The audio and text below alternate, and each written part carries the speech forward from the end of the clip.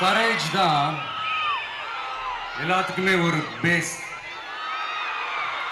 Courage தான் எல்லாத்துக்குமே ஒரு பவர். அப்படிப்பட்ட அந்த பவர் எதிலிருந்து ஆரம்பிக்கிறது தெரியுமா? நம்மள அண்டர் எஸ்டிமேட் பண்ற நேரத்துல, நம்மள ஒரு ஏளனமா பார்க்கிற நேரத்துல, நம்ம யாருன்னு ப்ரூவ் பண்ணி காட்டணும்னு ஒண்ணு தோணும். நம்ம யாருன்னு காட்டணும்னு ஒரு உத்வேகம் ஒண்ணு வரும். அப்படி ப்ரூவ் பண்ற அந்த பாயிண்ட் எதுல இருந்து ஸ்டார்ட் ஆகுது தெரியுமா? எந்த விஷயத்துல நம்மள கிண்டலும் கேலியுமா பேசுறாங்களோ அதே விஷயத்தை வச்சு நம்ம அது ஒரு பாசிட்டிவா மாத்துறதுன்னு ஒண்ணு இருக்குல்ல, அதே விஷயத்தை வச்சு நம்ம அது ஒரு ஃபயரா மாத்துறதுன்னு ஒன்று இருக்குல்ல, அங்கிருந்து தான் அந்த பவரே ஸ்டார்ட் ஆகும். அப்படிப்பட்ட அந்த உண்மையான அந்த பவரை சொல்ற அந்த பாயிண்ட்ல இருந்து ஆரம்பிக்கலாமா? ஏ விஜய், வீட்டை விட்டு வெளியே வா. ஏ விஜய், பணியூர் விட்டு வெளியே வா அப்படின்னு சொல்றவங்களுக்கு என் வீடு எதுன்னு தெரியுமா? முதல்ல என் வீடு எங்க இருக்குனாவது தெரியுமா? என சீண்டி பார்க்கறதா நினைச்சு கிண்டலும் கேலியுமா பேசுறவங்களுக்கு நான் சொல்றேன், இந்த தமிழ்நாடுன்னு சொல்றாங்களே, அது மத்தவங்களுக்கு வேணா ஸ்டேட்டா இருக்கலாம். ஆனா என்ன பொறுத்த வரைக்கும் என் தாய் நாடான தமிழ்நாடு தான் என் வீடு.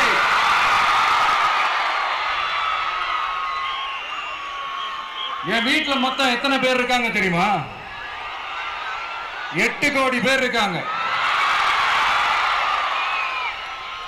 ஒட்டுமொத்த தமிழ்நாட்டு மக்களும் என் வீட்டு மக்கள், என் குடும்பம், என் உறவு, என் சொந்தம். எனக்கு எல்லாமும் கொடுத்த இந்த 8 கோடி சொந்தங்களுக்கு இனிமே எல்லாமுமா கூட நிக்க போறது இந்த விஜய் மட்டும்தான். தமிழ்நாட்டோட முதல் படை வீரனா, தமிழ்நாட்டோட முதல் பாதுகாவலனா அவங்க கூடவே நிக்கணும்ன்றதுதான் என்னுடைய குறிக்கோள். இன்னைக்கு இந்த விஜய், உங்க விஜய் உங்ககிட்ட ஓட்டு கேட்டு மட்டுமே வரல, உங்ககிட்ட நீதி கேட்டும் வந்திருக்கிற. ஆக்சுவலா உங்களுக்காக நீதி கேட்கறதுக்காக தான் நான் அரசியலுக்கே வந்தேன். ஆனா இன்னைக்கு நான் உங்ககிட்ட நீதி கேட்கறதுக்காக வந்திருக்கிறேன்.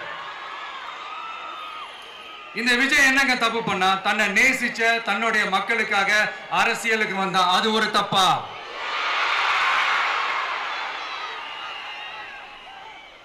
எல்லாத்தையும் ஒதுக்கி தள்ளிட்டு மக்களுக்காக மட்டுமே வந்த அது ஒரு தப்பா? இந்த மத்த கட்சிகளுக்கெல்லாம் மாநாடு நடத்துறதுக்கோ, பொதுக்கூட்டம் நடத்துறதுக்கோ, இல்ல ஹால் ஃபங்க்ஷன்ஸ் நடத்துறதுக்கோ பர்மிஷன் கொடுப்பாங்க, இடம் கொடுப்பாங்க. ஆனா நமக்கு மட்டும் இடம் கொடுக்க மாட்டாங்க, கொடுக்கவும் விட மாட்டாங்க. இது என்னங்க நியாயம்? நான் போய் மக்களை சந்திக்கிறதுக்கோ, இல்ல மக்கள் வந்து என்ன சந்திக்கிறதுக்கோ ஒரு உரிய இடமோ இல்ல உரிய பாதுகாப்போ மத்த கட்சிகளுக்கு எல்லாம் கொடுப்பாங்க. ஆனா எனக்கு கொடுக்க மாட்டாங்க, கொடுக்கவும் விட மாட்டாங்க. இது என்னங்க நியாயம்? இந்த SOPs சொல்லுவாங்க, அதனுடைய ஃபுல் ஃபார்ம் வந்து ஸ்டாண்டர்ட் ஆபரேட்டிங் ப்ரொசீஜர். ஆனா எனக்கு மட்டும் அது ஸ்டாலின் சார் ஆபரேட்டிங் ப்ரொசீஜர். இது என்னங்க நியாயம்? இந்த விஜய் உண்மையானவன்றது உங்க எல்லாருக்குமே தெரியும். நமக்கு எதிராக சதி செய்யறது யாரு, நமக்கு எதிராக சூழ்ச்சி செய்யறது யாரு, நமக்கு எதிராக பழி போடுறது யாரு, யாரெல்லாம் ஒன்னா சேர்ந்து இதெல்லாம் செய்யறாங்கன்றது உங்க எல்லாருக்குமே நல்லா தெரியும். அதனால என்னோட சொந்தங்களாகிய உங்ககிட்ட வந்து நான் நீதி கேட்காம வேற யாருக்கிட்ட தான் போய் கேட்பேன்?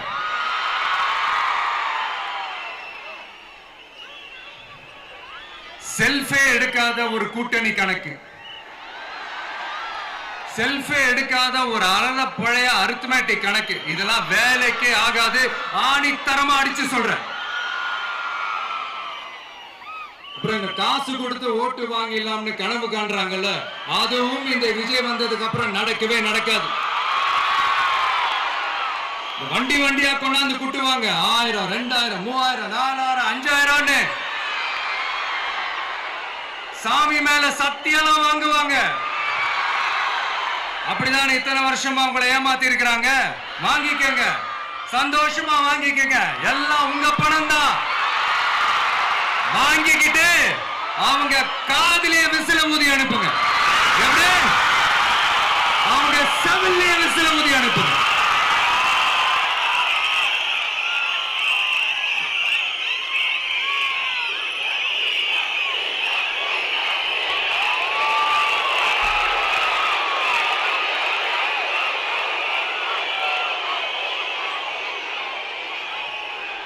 அடுத்து நம்மளுடைய ஜென்சி அடுத்த இளம் தலைமுறையினருக்கும் நான் சொல்லணும்னு நினைக்கிறேன். இந்த பணத்தை கொடுத்து ஏமாத்தி ஓட்டு வாங்குற அந்த கலாச்சாரம் ஒழியணும். பணத்தை கொடுத்து ஏமாத்தினா ஏமாறுவீங்க. உங்களை தான் கேட்கிறேன், பணத்தை கொடுத்து ஏமாத்தினா ஏமாறுவீங்க? எல்லாரும் கொஞ்சம் கை இப்படி வைங்களேன் எனக்காக. நான் சொல்றதை கொஞ்சம் ரிப்பீட் பண்ணுங்க. எங்க ஓட்டு எங்க உரிமை. எங்களை யாரும் விலைக்கு வாங்க முடியாது. எங்கள் ஓட்டு விசில் சின்னத்துக்கு தான். வேற யாரையும் நம்பி ஏமாற மாட்டோம். தேங்க்யூ. கேட்டுச்சா சார்? இனிமே நீங்க கொள்ளையடிச்சு வச்சிருக்கிற பணம் எல்லாம் வேஸ்டா போகுது. குப்பையில தான் தூக்கி போடணும். உங்களுடைய இந்த ஊழல் ஆட்சியும் மக்கள் குப்பையில தான் தூக்கி போட போறாங்க. அடுத்து ஒவ்வொரு வீட்டில் இருக்கிற என்னுடைய குட்டி நண்பா நண்பீஸுக்கும் நான் சொல்லணும்னு நினைக்கிறேன். வீட்டில் டிவியில உட்கார்ந்து இந்த பிரச்சார மீட்டிங் எல்லாம் பார்த்துட்டு இருப்பீங்க. உங்களையும் உங்களுடைய ஃபியூச்சரையும் மைண்ட்ல வச்சுக்கிட்டு தான் நாம அரசியலுக்கே வந்திருக்கிறோம். அதனால எனக்காக நீங்க ஒண்ணு செய்யணும். தொடர்ந்து செஞ்சுக்கிட்டு தான் இருக்கிறீங்க. நான் நிறைய கியூட்டான வீடியோஸ்லாம் நான் பார்க்கிறேன். லைக் உங்க அம்மா அப்பா கிட்ட மைக்க நீட்டி யாருக்கு ஓட்டு போடுவீங்கன்னு கேட்டா பின்னாடி இருந்த அந்த பையன், அம்மா விஜய்னு சொல்லுவா, அப்பா விஜய்னு சொல்லுப்பா அப்படின்னு நிறைய அந்த கியூட்டான வீடியோஸ்லாம் பார்க்கிறேன். அதை தொடர்ந்து தயவு செஞ்சு அதை தொடர்ந்து கண்டினியூ பண்ணுங்க. உங்க வீட்டில் இருக்கிற உங்களுடைய அப்பா அம்மா தாத்தா பாட்டி பெரியப்பா பெரியப்பா சித்தி சித்தப்பா அத்தை மாமா ஓட்டு போடுற வயசுல இருக்கிற அண்ணன் அக்கா எல்லாரையும் விசில் சின்னத்துக்கு ஓட்டு போட சொல்லுங்க. விசில் சின்னத்துக்கு ஓட்டு போட வைங்க.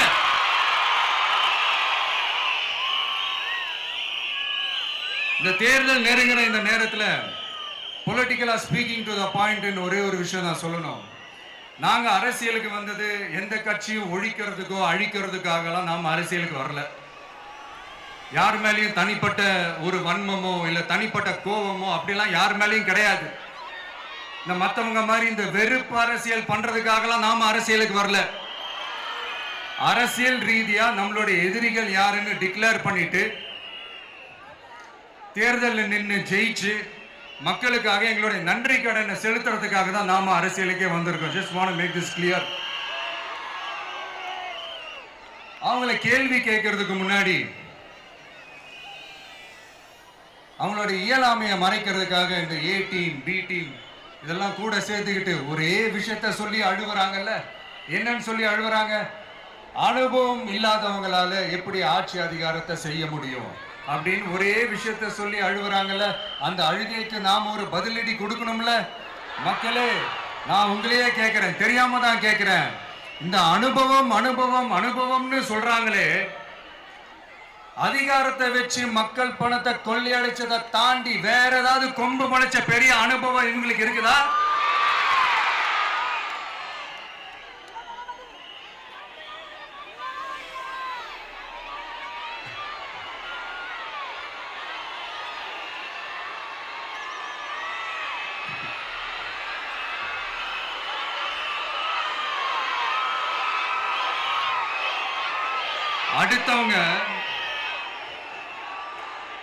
அடுத்தவங்க ஆரம்பிச்ச அரசியல் கட்சியில அடுத்தவங்களுடைய அட்ரஸ்ல அரசியல்வாதிகளா இருந்துட்டு இருக்கிற இவங்க எல்லாருக்கும் ஒரு சவால்.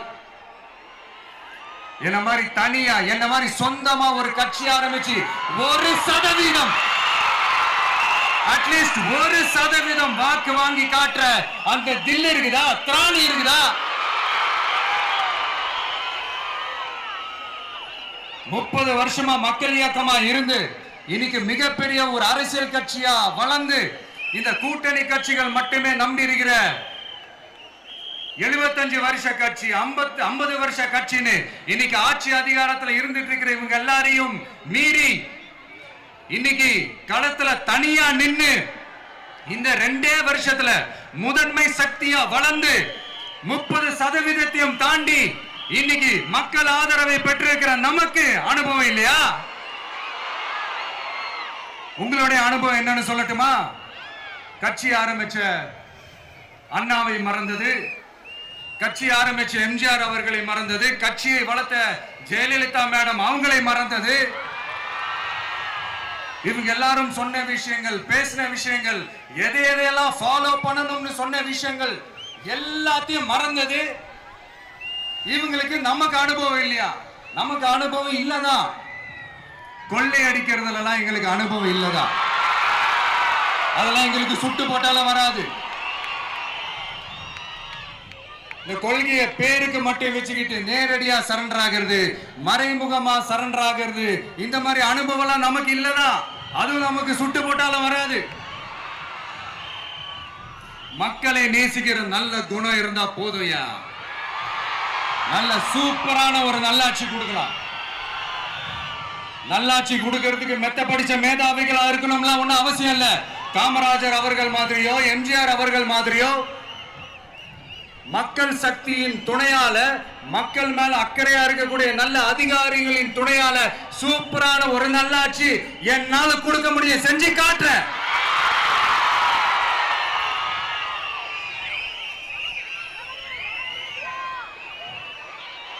நாலரை வருஷம் ஆச்சு, 4.25 வருஷத்துக்கு மேல ஆகுது. இப்போ ஒவ்வொரு வீட்டு கதவையா தட்டி உங்கள் கனவுகளை சொல்லுங்கள், உங்கள் கனவுகளை சொல்லுங்கள், நாங்கள் அதை நிறைவேற்றி காட்டுறோம். இல்ல, ஸ்டாலின் சாருக்கு மக்கள் சார்பா ஒரு கேள்வி. மக்களுடைய கனவு என்னன்னு உங்களுக்கு தெரியுமா சார்? அது சரி, அவங்க என்ன நினைக்கிறாங்கன்னு உங்களுக்கு தெரியாது, அதுக்கப்புறம் எப்படி அவங்க கனவுகளை பத்தி உங்களுக்கு தெரியும். மக்களோட கனவு என்னன்னு நான் சொல்லட்டுமா சார்? 2019, 2021, 2024 இந்த 3 தேர்தலையும் மக்கள் உங்களுக்கு வாக்களிச்சதுக்கு காரணம் நீங்க மக்களுக்கு ஏதாவது நல்லது செய்வீங்கன்னு நம்பிதான். ஆனா நீங்க மக்களுக்கு கொடுத்த பரிசு மக்களுக்கு பாதுகாப்பே இல்லாத மக்கள் விரோத ஆட்சி. அந்த மக்கள் விரோத ஆட்சியை அகற்றிட்டு அந்த இடத்தில் தமிழக வெற்றி கழகத்தை ஆட்சி பீடத்தில் அமைக்கணும் அப்படின்றதுதான் மக்களுடைய ஒரே கனவு. இந்த மக்கள் விரோத திமுக அரசை நிலைக்க கூடாது அப்படின்றதுதான் மக்களுடைய ஒரே கனவு. 100% தூய சக்தி டிவிக்கு ஆட்சி அமைக்கும். அதுல உங்களுடைய கனவுகள், உங்களுடைய ட்ரீம்ஸ் எல்லாமே ஃபுல்ஃபில் ஆகும், நிஜமாகும்.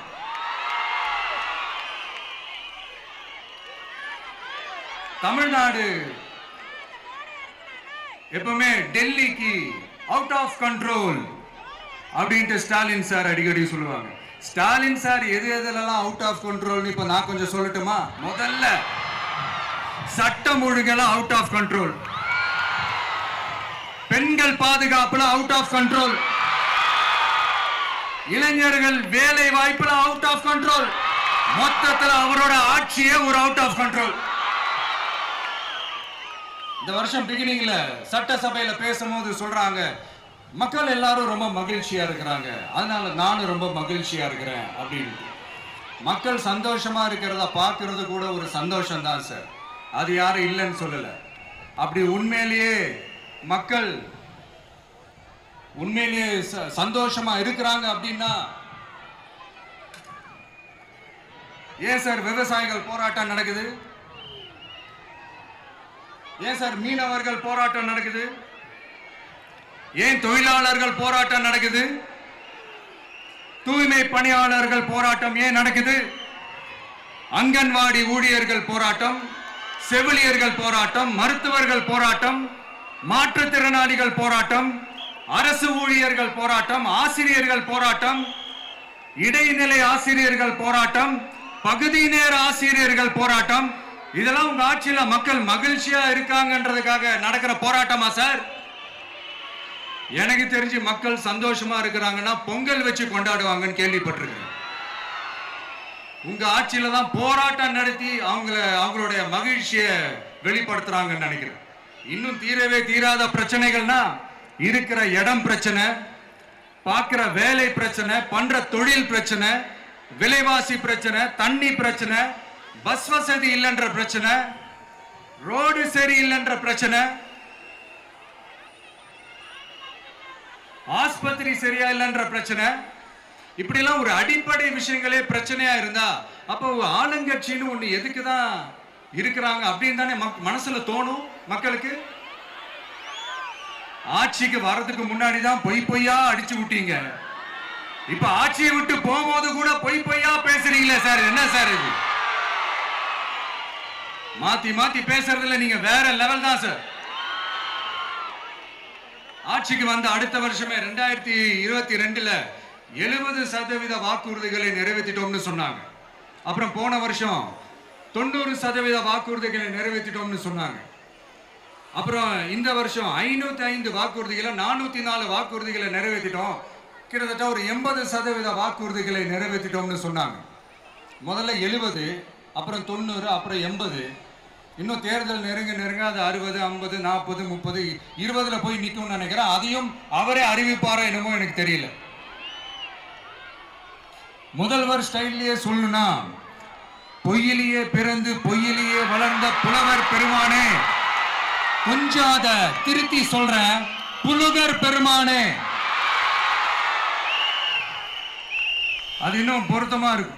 அவருடைய அண்ட புழுகு, ஆகாச புழுகு என்ன தெரியுமா?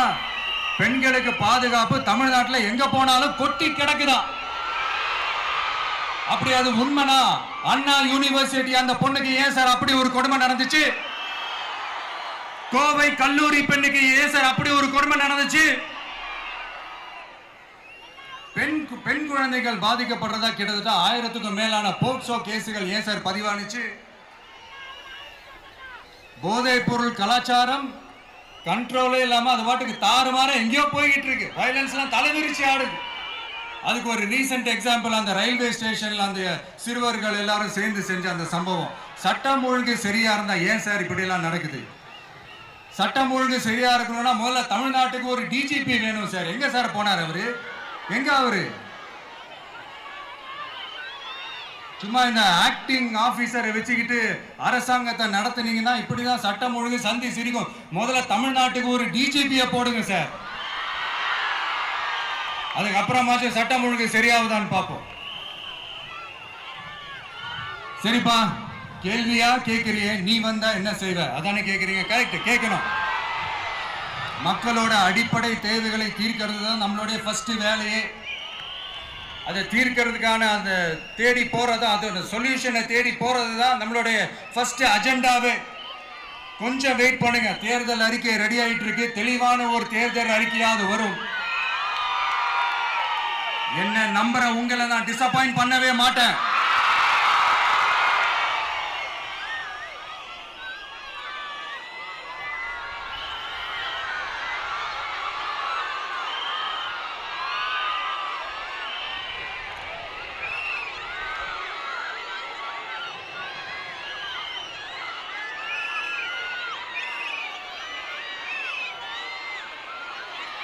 இந்த சும்மா ஆட்சிக்கு வரணும்ன்றதுக்காக இந்த நடைமுறைக்கு சாத்தியமே இல்லாத இந்த மாதிரி விஷயங்கள் எல்லாம், வாக்குறுதிகள் நான் என்னைக்குமே கொடுக்கவே மாட்டேன். அதே மாதிரி ஆட்சிக்கு வந்ததுக்கு அப்புறம் கூட அவங்க அது தரல, இவங்க இது தரல அப்படின்லாம் பம்மிக்கிட்டு இல்லாம உங்களுக்காக எந்த எக்ஸ்ட்ரீமுக்கும் போய் நான் போராடவும் தயாரா இருக்கிறேன். அதனால நான் மறுபடியும் இதை நான் ரிப்பீட் பண்றேன். இவ்வளவு நாள் இதை நான் மட்டும் தான் சொல்லிக்கிட்டு இருந்தேன். இப்ப களமே சொல்லுது, 2 பேருக்கு நடுவுல தான் போட்டியே. ஒன்னு இன்னொன்னு ஒன்னு தூய சக்தி டிவிக்கு, இன்னொன்னு தீய சக்தி DMK.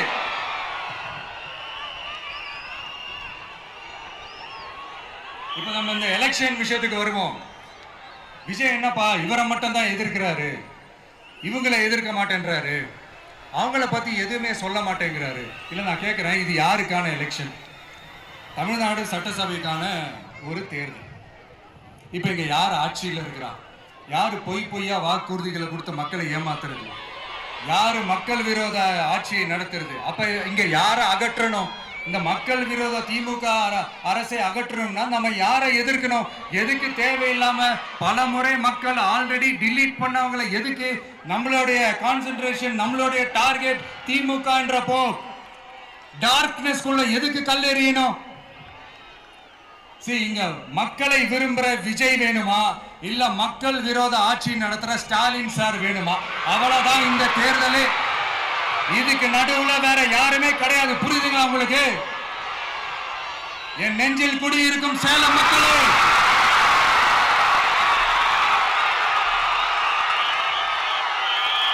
One last simple question. Vijay நம்புறீங்களா, ஸ்டாலின் சாரை நம்புறீங்களா? அவ்வளவுதான், முடிஞ்சு போச்சு. கதம் கதம். போர் முழக்கம் உங்களை ஒரு நிமிஷம் கூட தூங்க விடாது. இந்த போன லாஸ்ட் வீக் இந்த டிஎன்பிஎஸ்சி இந்த எக்ஸாம்ஸ், இந்த குரூப் 2 எக்ஸாம்ஸ் அதை அனௌன்ஸ் பண்ணிட்டு உடனே அதை கேன்சல் பண்ணிட்டாங்க. இது உலகத்துக்கு எல்லாருக்கும் தெரியும். கேன்சல் பண்ணிட்டு ரொம்ப சிம்பிளா டெக்னாலஜி இதோ சம் ஃபால்ட், டெக்னிக்கல் ஃபால்ட் அப்படின்னு சொல்லி அதை கடந்து போயிட்டாங்க. இத்தனை வருஷமா ராத்திரி பகலமா கஷ்டப்பட்டு படிச்சு எப்படியாவது நமக்கு அந்த வேலை கிடைக்காதான்னு அந்த எக்ஸாம்ஸை ஃபேஸ் பண்ண வந்த நம்மளுடைய தம்பி தங்கைகள் எவ்வளவு ஒரு மன உளைச்சலுக்கு ஆளாயிருப்பாங்க. அதை யாராவது யோசிச்சு பார்த்தீங்களா? ஒரு எக்ஸாம்ஸை ஒழுங்கா நடத்த தெரியல, இதுல உலக நாடுகளோட போட்டி போடுறாங்களாம். நம்மளுடைய தம்பி தங்கைகள் நம்ம அம்மா அப்பா கிட்ட சொல்லுங்க, யாரும் தைரியம், எல்லாரும் தைரியமா இருங்க. வரப்போறது உங்க ஆட்சி, நம்ம ஆட்சி.